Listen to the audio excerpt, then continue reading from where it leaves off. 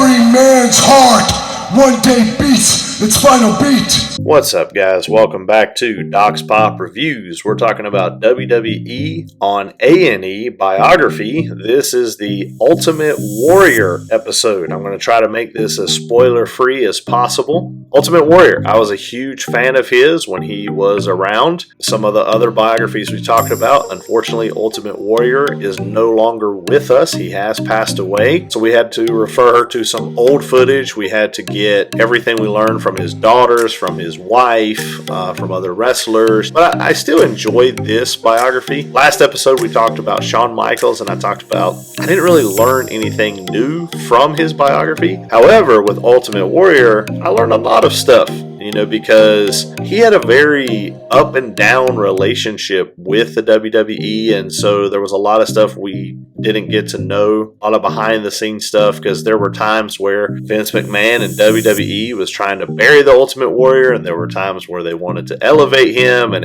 it was just like, man, what in the world? Their relationship was just so rocky, and so I wanted to know a little bit more about him.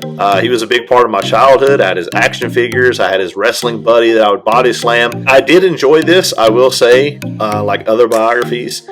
This one, I don't think a non-wrestling fan would enjoy. I think only wrestling fans, those that grew up watching Ultimate Warrior, beat down the bad guys, or his epic match with Hulk Hogan, I think only true wrestling fans are going to enjoy it. But let's move forward. Just a brief what you would get if you watched it. You're going to learn about his childhood and how, ultimately this entire episode is he wants family. He really wanted a stronger relationship with his dad.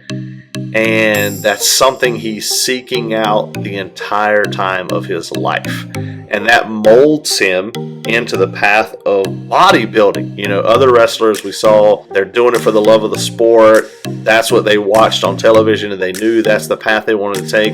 Ultimate Warrior was more, he saw magazines of bodybuilding, and that's what he wanted to do. But he wasn't making enough money as a bodybuilder, and so that led to his path to being a wrestler. We get to see his start with Sting and how their partnership developed, and then we also see how their partnership ended. We also see his starts. He wasn't always Ultimate Warrior. He was the Dingo Warrior, and you get to see his beginnings there, then his transition to WWE as the Ultimate Warrior. And it's also very interesting how they were able to elevate Ultimate Warrior to Hulk Hogan's level in such a short time. And I really like one guy's comparison of Ultimate Warrior was like a missile. You loved seeing the missile shoot off and go higher and higher and higher, but then once the missile started, got to its peak, it's going to come down.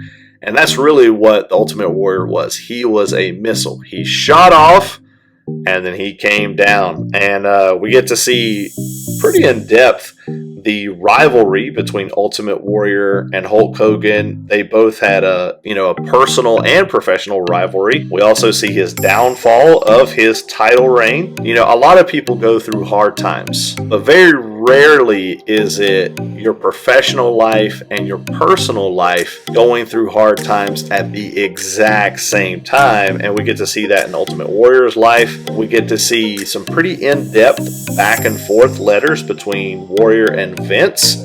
We see his steroid use, his controversial political views. We also get to see his artwork, and we see he becomes a Hall of Fame inductee. One thing we don't get to see that I was kind of surprised they didn't include was he did have a brief WCW return, and that was against Hollywood Hulk Hogan when he was a part of NWO. And so I was wondering why they left that out, because WWE does own WCW, so they could have very easily mentioned it, but that part of his life was skipped over. And there's another part too. Maybe this was just in certain parts of the world, but I remember growing up when Ultimate Warrior disappeared for a little while, there were rumors that he had died a long time ago, even before his real death. And then when Ultimate Warrior came back, there were rumors that it was a fake warrior or it was somebody dressed up as him. Did you guys hear that when you were kids? I know I did. That was a big rumor where I was growing up. I had a lot of friends that were wrestling fans, my brother, my sister.